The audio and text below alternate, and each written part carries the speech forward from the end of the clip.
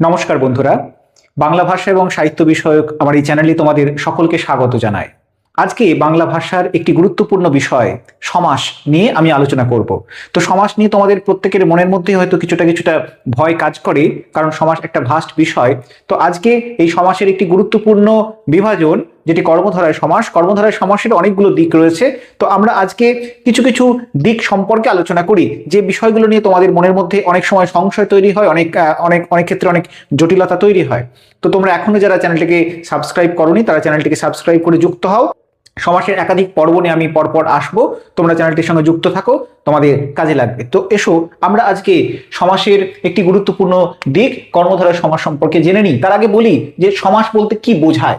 দেখো, সমাসের কাজ কি। আমরা ব্যাকরণের যে টপিকগুলো পড়ি, যেমন ধরো সন্ধি কিংবা সমাস, এই প্রত্যেকটা যে প্রত্যেকটা দিকেরই আলাদা আলাদা উদ্দেশ্য রয়েছে। সন্ধির একরকম উদ্দেশ্য রয়েছে, সমাসের একরকম উদ্দেশ্য রয়েছে। সন্ধি আমি তোমাদের পড়াবো, ঠিক আছে? তো তাদের আলাদা উদ্দেশ্য রয়েছে। সন্ধির যে উদ্দেশ্য সমাসের উদ্দেশ্য সেটা নয়। সমাসের উদ্দেশ্যটা কি? সমাসের উদ্দেশ্যটা হচ্ছে এক পদে পরিণত করা। এখন কেন এক পদে পরিণত করার প্রয়োজনীয়তা হচ্ছে কেন? কারণ দেখো, আমরা যখন ভাষা ব্যবহার করি অনেক পদ সেখানে ব্যবহৃত হতে পারে। কেমন?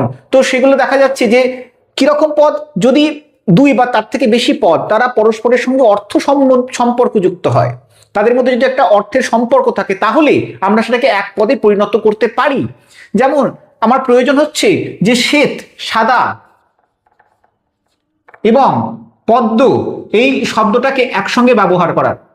দেখো, এই দুটোর মধ্যে একটা সম্পর্ক আছে, কারণ পদ্মের রং কি? সাদা। এই দুটো তো আলাদা আলাদা পদ, শ্বেত আলাদা পদ, পদ্ম আলাদা পদ। কিন্তু আমি যখন ভাষায় এই দুটো পদকে একসঙ্গে ব্যবহার করছি, তখন কি হচ্ছে? তখন ওই দুটো পদকে আমি একত্রে লিখতে পারি এবং সেটাকে একটা পদে রূপ দান করতে পারি। তাহলে আমি কিভাবে লিখতে পারি এটাকে? তাহলে আমি লিখতে পারি, দুটোকে আলাদা পদ হিসেবে ব্যবহার না করে এটাকে আমি এক পদ করে দিলাম, শ্বেত পদ্ম। তাহলে এটা কি হয়ে গেল? এটা হয়ে গেল সমাসবদ্ধ পদ। এটাকে বলা হবে সমাসবদ্ধ পদ, বা এর আরেকটা নাম আছে। আরেকটা নাম কি? আরেকটা নাম হচ্ছে সমস্ত পদ। সমস্ত পদ, এটা একটু তোমরা নোট করে রাখবে। কেমন? সমস্ত পদ। তাহলে এই পদ গুলোকে আমরা এক পদে পরিণত করলাম। কেমন? পূর্বপদ এবং উত্তরপদ। পূর্বপদ মানে আগের পদ, এবং পরপদ মানে হচ্ছে পরের পদ। এই দুটো পদকে যখন একত্রে মিলিত করে আমরা একটা সমাসবদ্ধ পদ তৈরি করি, এবং এখানে সমাসবদ্ধ পদ কোনটা? শ্বেত পদ। তাহলে পূর্বপদ উত্তরপদ মিলিত হয়ে আমরা একটি সমাসবদ্ধ পদ পাচ্ছি, এবং এই পুরো যে প্রক্রিয়া, এই প্রক্রিয়াটাকে আমরা কি বলি? সমাস। তাহলে সমাসের কাজ আমাদের কাছে একেবারে পরিষ্কার। সমাস কি করে? সমাস